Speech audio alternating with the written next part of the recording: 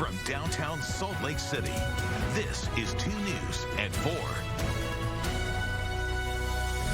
Speeding complaints at a Sugar House intersection, why neighbors say they've had enough and what they're now doing about it.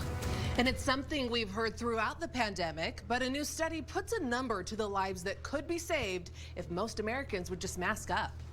Plus some new numbers on pneumonia cases and the impact they could have as it relates to the pandemic.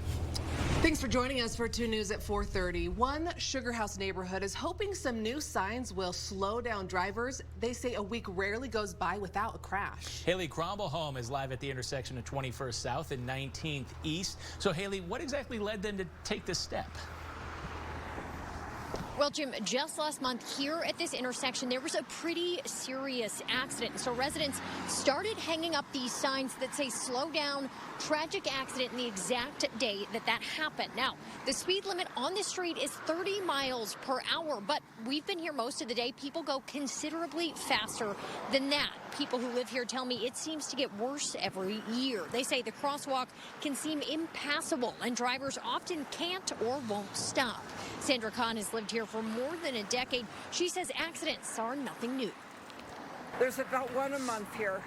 It's a very dangerous area, the street.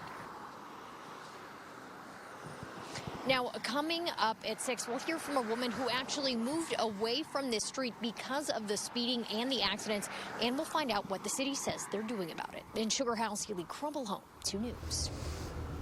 All right, thank you, Haley. SLC Transportation wants your input now on a new draft design for the 900 West and California Avenue intersection. The design comes from the community input, and then feedback will be used to try to come up with a final design.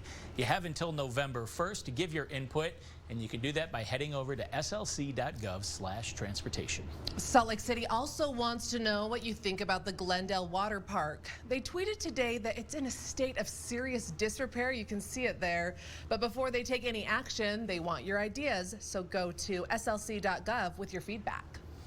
And out in California, crews are fighting a brand new brush fire burning near Irvine. Take a look at this.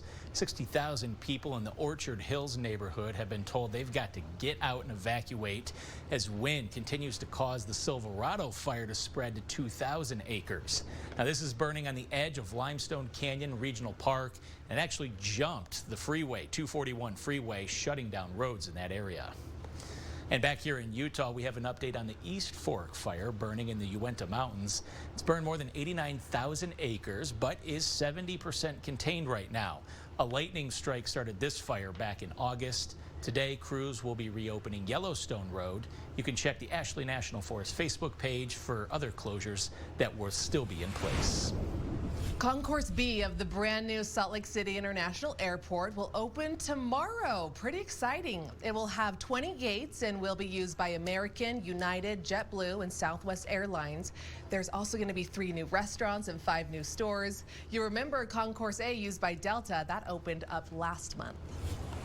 There's a new model in the journal Nature Medicine that estimates that if most Americans wore a mask in public, more than 100,000 lives could be saved from COVID-19 between now and February. However, researchers noted that as of late September, less than half of U.S. residents reported they always wear a mask in public.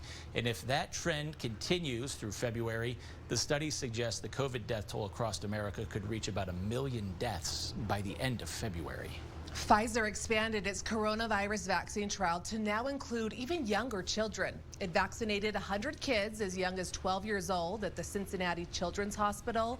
Now they're being watched for any side effects. Pfizer is the only one of the leading drug companies to allow minors in their trial. And according to the American Academy of Pediatrics, children represent about 10% of confirmed COVID cases in the U.S. 2 major clinical trials are starting back up here in the U.S. after being paused for a brief time over safety concerns.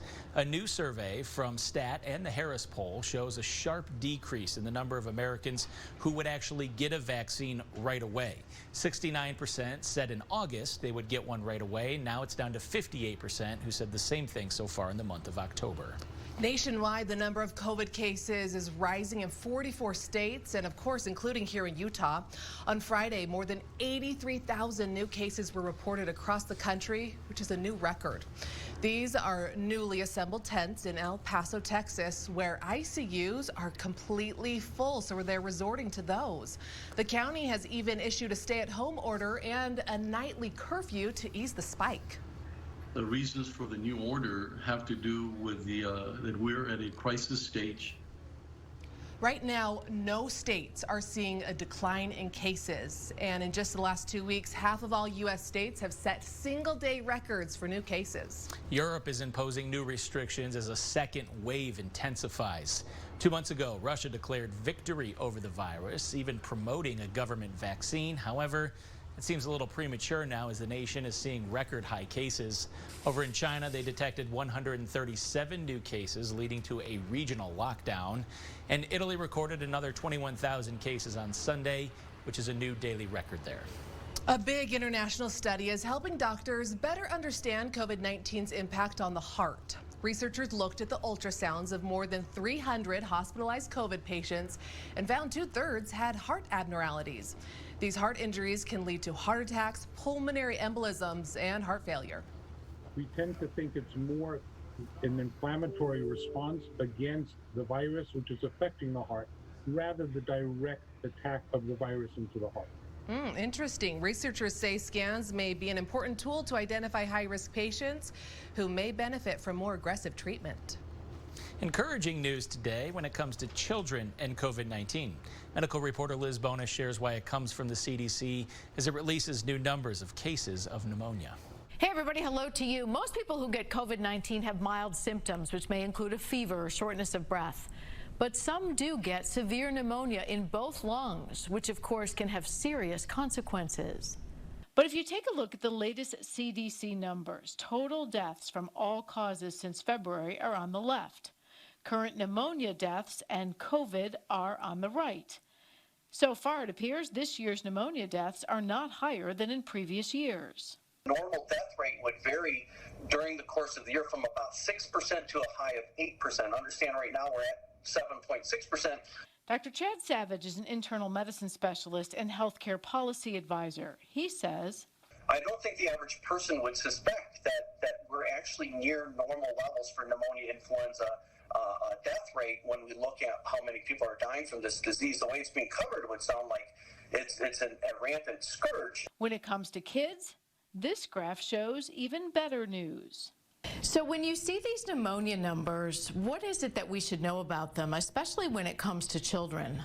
When you looked at those under age 17, what you actually see is that for children who have died since the initiation of the pandemic, there's only 1 in 200 chance that that child would have died from COVID, which is obviously every death, especially in a child, is an absolute tragedy.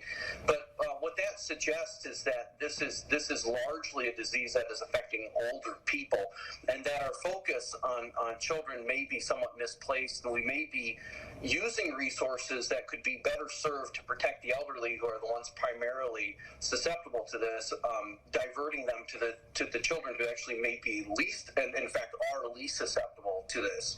Now, since it's likely that until we have a vaccine, we will be managing COVID-19, information like this critical on the path forward. I'm medical reporter Liz Bonas. We'll throw it back to you. Families across the country facing a dilemma about how to celebrate Thanksgiving during this pandemic. Health experts say that large indoor gatherings are potential super spreader events. They go on to say you should assess your family's risk for the virus and invite guests carefully. What are their own risk factors? Who are you actually going to interact with? Now, some people have high-risk jobs. Some people are out and about. Is grandma going to be coming? Is a guest going to be coming who's got a chronic condition? Dr. Anthony Fauci has already said that he will not be seeing his children for the holiday out of an abundance of caution. Yeah, the holidays will be different. Okay, Delta says it spanned more than 400 people from flying for not following its mask policy. Delta began requiring that passengers wear masks on flights back on May 4th, you'll remember, and says the policy is to protect the health of both passengers and crew members. All major airlines now mandate that passengers wear masks in absence of any new regulations from the federal government. American Airlines is trying to convince passengers that it's safe to fly the Boeing 737 MAX. The airline will hold question and answer sessions with pilots and, excuse me, even tour the airplane. The 737 MAX has been grounded since last March. After 2 deadly crashes, airlines believe the aircraft could be cleared to fly again next month. American and Air Canada are the only airlines that have the 737 MAX on their schedules. Overseas now to the growing tensions between France and Turkey. France is recalling its ambassador to Turkey after Turkey's president suggested that President Emmanuel Macron needed, quote, mental treatment over his attitude toward Muslims in France. Now, this comes after the French president vowed to crack down on radical Islamism after a French teacher was beheaded. You'll remember that gruesome story a couple weeks ago. The teacher had used controversial caricatures of Mohammed from the satirical newspaper Charlie Hebdo. Japan's prime minister says that his country aims to be carbon neutral by 2050. Now, he made this announcement in his first policy speech since taking office. Japan has been criticized in the past by environmental groups. The country emitted 1.36 billion tons of greenhouse gas in 2018, which is down 3.9% from the previous year. Greenpeace welcomed the move, but cautioned that the commitment must have a policy to match it. After violent protests across the country, people in Chile just voted to change their 40-year-old dictatorship-era constitution. An overwhelming 78% voted to draft a new constitution, with 22% wanting to keep the old one. Now, Chile, a country of 18 million people, is now set to begin the 2-year process. In April, voters will elect a 155-member assembly to draft that new document. Coming up, an exciting new discovery, the latest details on what NASA says they just found on the moon. We have winter temperatures in Utah right now, and here we go again. Another record is possible. 22 degrees tonight in Salt Lake, and the record is 24 degrees. There is some good news. I am tracking a bit of a warm-up. I'll let you know when that warm-up arrives and how long it could stick around. We'll break it all down coming up in my full forecast.